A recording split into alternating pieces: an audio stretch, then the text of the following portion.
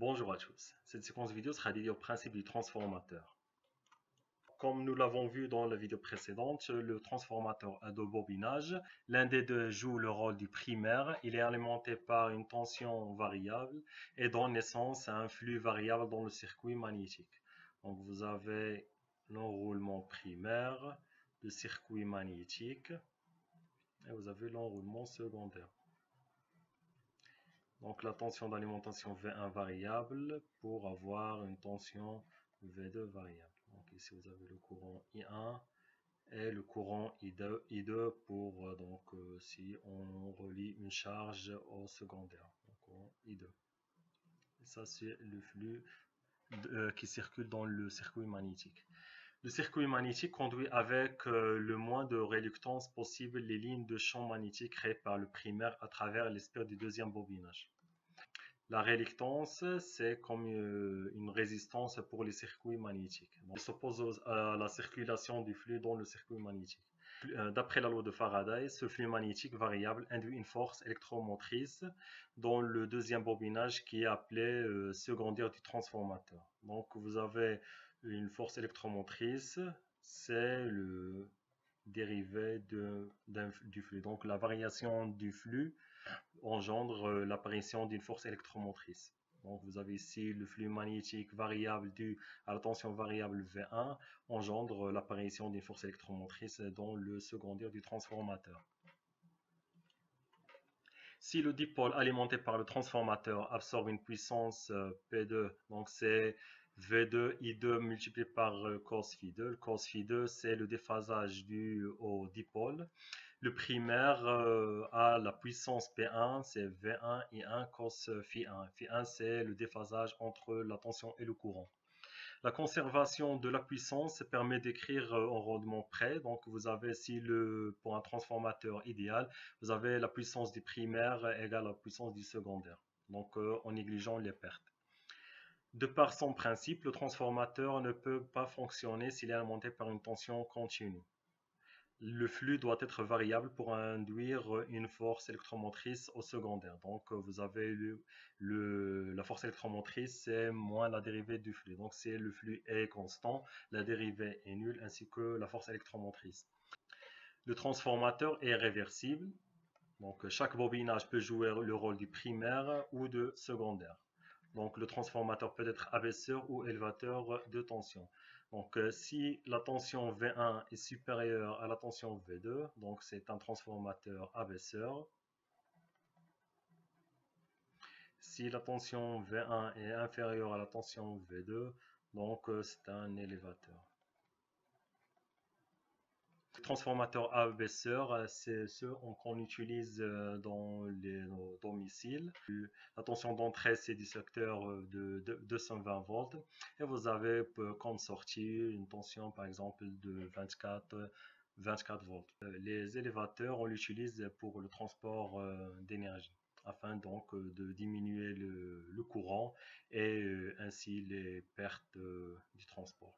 Il peut y avoir plus d'un enroulement secondaire. Par exemple, dans le cas d'un transformateur abaisseur fournissant une tension efficace de 24 volts, une tension de 12 et de 5, vous avez un seul primaire donc, qui est lié au secteur et trois secondaires. Chacun fournit une tension efficace, 24, 12 ou 5. Deux types de transformateurs colonne ou cuirassé. Les transformateurs à colonne, les bobines de cuivre sont autour du circuit magnétique. Donc ici vous avez le bobinage et autour du circuit magnétique. Et pour le transformateur cuirassé, c'est le circuit magnétique qui est autour des bobines. Que ce soit le transformateur à colonne ou cuirassé, les deux enroulements sont isolés électriquement, mais magnétiquement couplés par le flux phi. Donc vous avez le circuit de primaire isolé du circuit de secondaire électriquement, et vous avez le flux donc, qui circule dans le circuit magnétique qui permet de coupler le primaire au secondaire. Donc que ce soit un transformateur à colonne ou cuirassé, donc ici vous avez le primaire et le secondaire. Les grandeurs physiques apparaissent dans l'ordre chronologique suivant. Donc, tout d'abord, on choisit une différence de potentiel du générateur avec un sens que l'on souhaite. Par exemple, ici, on choisit la tension V1 donc vers le haut. Donc, ça, c'est le plus du générateur lié au primaire du transformateur. À cet instant, le transformateur est un récepteur par rapport au générateur. Donc, vous avez le courant I1 sort de la bande positive du générateur et entre par la bande positive du transformateur. Le sens du courant primaire détermine, selon la règle de tire-bouchon, le sens du flux magnétique. Donc vous avez le courant donc, à ce sens-là. Donc va créer un flux magnétique du bas vers le haut. Ça c'est le sens dans le circuit magnétique. Ce flux est qualifié de flux inducteur. Donc le flux créé par la tension appliquée au primaire est appelé flux inducteur. En admettant que le courant primaire est en train de croître à l'instant considéré, on en est de même pour le flux magnétique analysé dans le circuit magnétique à travers l'enroulement secondaire. Selon la loi de Faraday, un courant va apparaître dans le secondaire. Donc vous avez le flux qui circule dans le circuit magnétique va créer une force électromotrice qui va fournir le courant I2. D'après la loi de Lenz, le sens de ce courant secondaire sera tel qu'il créera un flux induit antagoniste du flux inducteur. Ce courant I2 va créer un flux induit, donc du secondaire, qui sera en sens opposé du flux inducteur. La règle de tire-bouchon permet de déterminer le sens du courant secondaire. Donc, le sens du flux induit va créer un courant dans ce sens-là.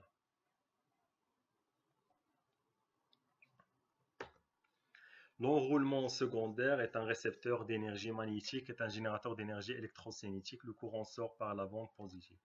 Donc le secondaire reçoit l'énergie magnétique fournie par le circuit primaire et la transforme en énergie électrocinétique pour alimenter la charge. Donc le dipôle connecté au banc du secondaire. Le courant sort de la bande positive. Donc vous avez le primaire transforme une énergie électrocinétique en énergie magnétique et le secondaire transforme cette énergie magnétique en énergie électrocinétique.